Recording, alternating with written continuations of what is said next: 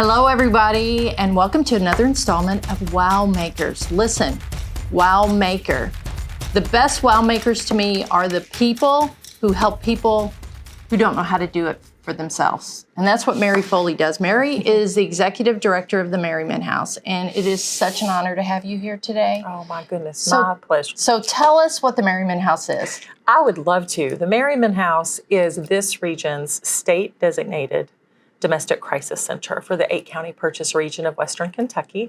So a lot of folks don't know that Kentucky is very innovative in that way. So we have a domestic crisis provider, a child advocacy provider, and a sexual assault provider in every ad district across the state. And the idea is that if you are a victim of one of these interpersonal crimes, you should be able to get services no matter where you are in the Commonwealth. And so the Merriman House is the purchase area's state-designated provider. So we have an agreement, a contract with our coalition, and we provide a host of services. Some are emergency crisis, some are ongoing services, with the idea that Merriman House's mission is to save, build, and change the lives of those affected by domestic violence. And so in those three buckets, life-saving services, 24-hour crisis line, legal medical advocacy, assistance with protective orders, emergency shelter, and a lot of your viewers are going to know Merriman House from that place, right?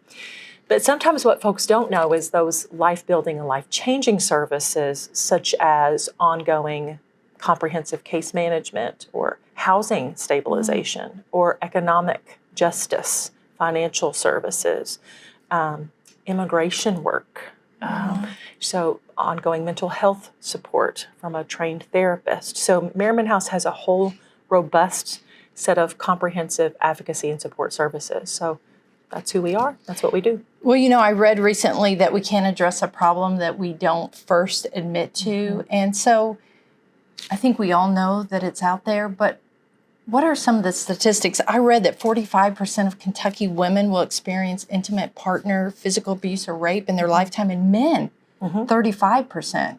So what are some other statistics? Well, I think some that roll sort of off of my tongue and, you know, is that it used to be 1 in 4 women will experience an interpersonal crime in their lifetime before the age of 18. Oh, before 18. Before 18. But now I would say probably just lifelong course, we're looking at 1 in 3. Kentucky leads the nation in violence against women. And so it's not a statistic we need to be comfortable with or proud of. Just sort of locally, you know, McCracken County is our largest consumer of domestic violence support services, followed by Callaway County and then Marshall County. And so, you know, I think what I sometimes don't ever want to get dulled to, and I don't want viewers to get dulled to, is Kentucky leads the nation in being the most unsafe state for women. Wow.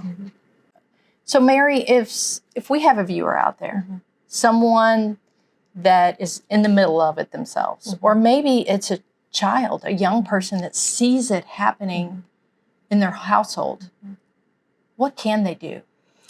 Well, I think the first of all, I want to just affirm that you do have someone watching, because I think the statistics would bear that out that we were just talking about. And when I say watching, it could be that they are in it, just as you say, and by it, I would like to sort of just answer that question by defining what it is. And so domestic violence is really about two things, Susan. It's about power and control. That is what domestic violence is rooted in, is power and control. Using power to take control away from or to strip someone else of their power in a way that is harmful to them as a course of conduct. So just because, like, I tease, you know, my mom, I say, you know, Mom, we grew up in a house where we had a dad that was a yeller. You know, he yelled, right? But I don't think that constitutes domestic violence, right? So I want to first put people at ease that everything we wish we could take back or every unhealthy thing we do doesn't mean domestic violence. But what domestic violence is about power and control, and it's about a course of conduct.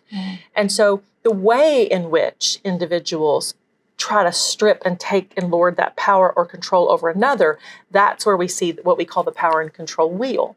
So you might do that through intimidation. You might do that through financial control. You might do that through physical abuse. You might do that through emotional and psychological abuse and harm, berating and name calling. You might do that through animal abuse. So there's all of these strategies sort of on that spoke. If we look at power and control as the middle and these spokes come out. And then at the top of that wheel, sort of what holds that wheel together is the reality of physical violence and sexual violence. And so the way it plays out, so for viewers that are wondering, gosh, am I in it? Because sometimes one of the biggest obstacles for survivors is they can't name it. They think it's been normalized. They think they're the ones that are crazy. They're the problem. If they just clean the house more or make more money or do the thing that always seems to be changing, that it will get better. And so what we know about domestic violence is it's about power and control. It's a course of conduct, and it's a cycle. So it might be bad, and then it gets better, and then the tension starts to build, and then it's bad again, and then it gets better, and the tension starts to build. And so there's this cycle to it. And the longer we're in that cycle, the stronger that cycle gets to break. So for those that are watching that think, yes, I am in a domestic violence relationship, the first thing is to not name it. I'm in a domestic violence relationship. And why does that matter? Well, it matters because the risk of death goes up. It matters because of the psychological harm. It matters because in this country, we pay about $120 billion in lost productivity and wages for survivors that are late to work or can't work or lose their job and have unemployment, all the things, right? And so I think it's important for survivors to first name it. Then if they are ready to sort of have assistance processing that reality, then that's when I would reach out to the Merriman House. I would reach out via the hotline. I would reach out via the hotline chat. Maybe you're not where you can talk, but you can chat with a hotline worker.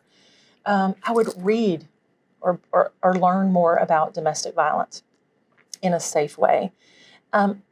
If we're already to that point and you think, gosh, I'm ready to get out of this relationship, then I think that's a more nuanced conversation. We want to do that safely. We want to do that intentionally, because what we do know is that 75% of assaults happen at the time of separation. And so if I'm already being assaulted physically, that could escalate. Suicide, homicide occurs, right?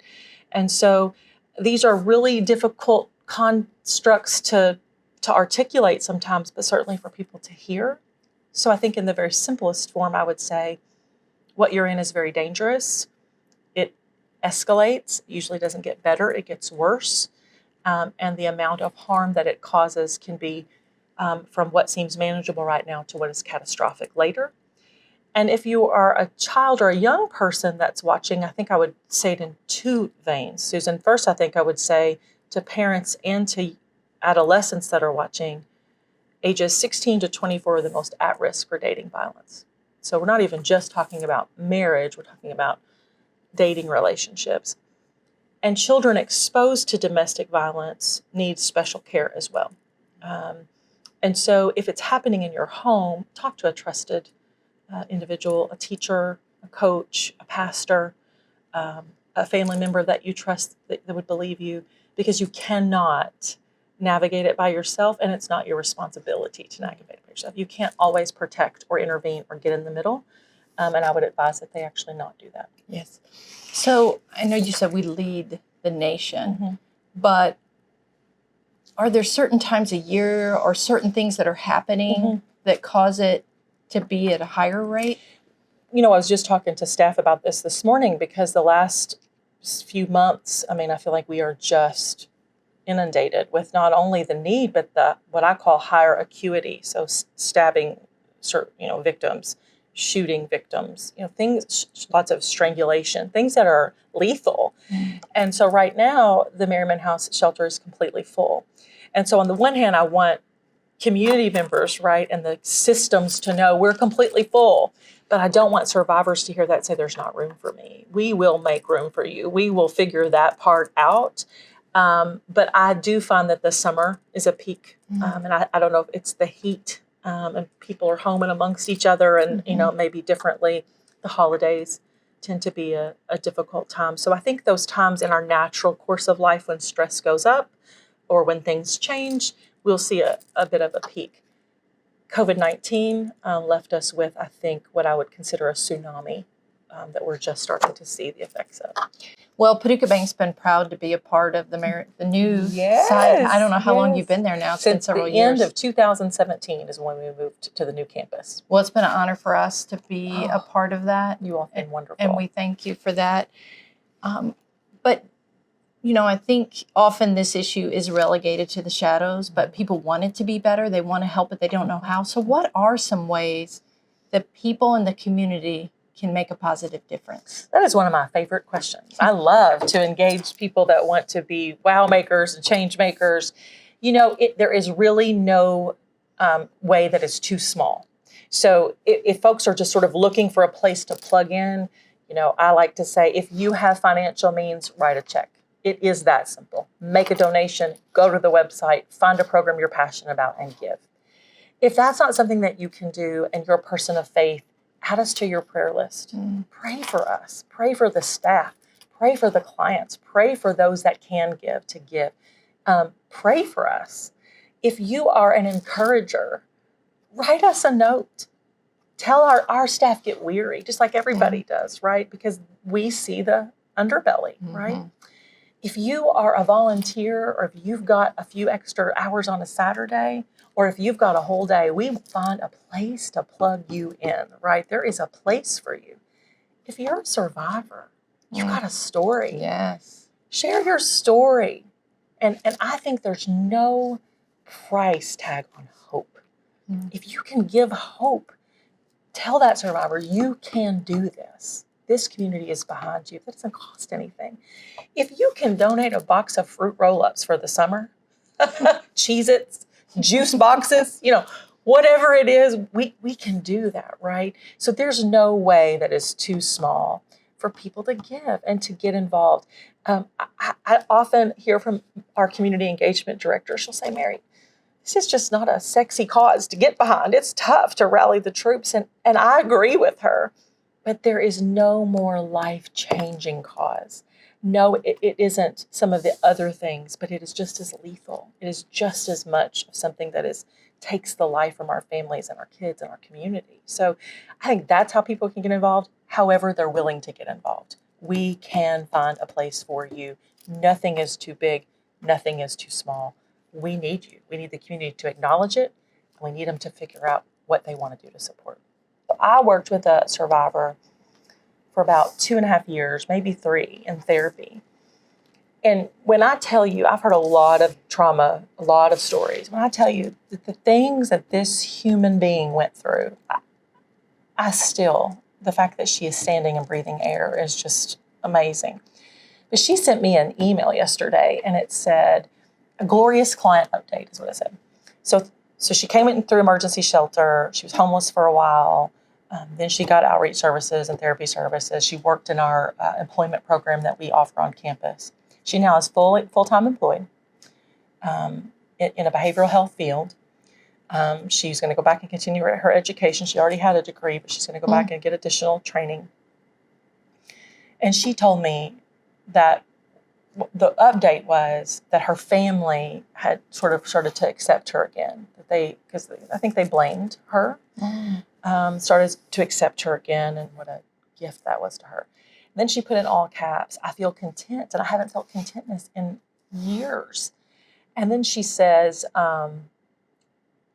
she talks about her hair appointment and how, and this is somebody that wouldn't invest in herself, and how she paid to have her own hair appointment, and the investment was worth it. Yeah. And then she goes on to talk about our spiritual enrichment services and how that was key for her, too, that she didn't realize how much the trauma had impacted her view of God and what she thought he viewed her, how he viewed her, and how reconnecting to her faith community through our program was key to a deeper healing she didn't know she even needed. And then she says at the bottom, thank you for helping me find my place in this world. And if you just think about the isolation that comes with domestic violence and the identity that is stripped away, like that statement, because here's the thing I know about her. When she shows up in her place in the world's going to be better. Yeah. So I was like, wow, well, look out, world, because when you show up, it's going to be a big deal.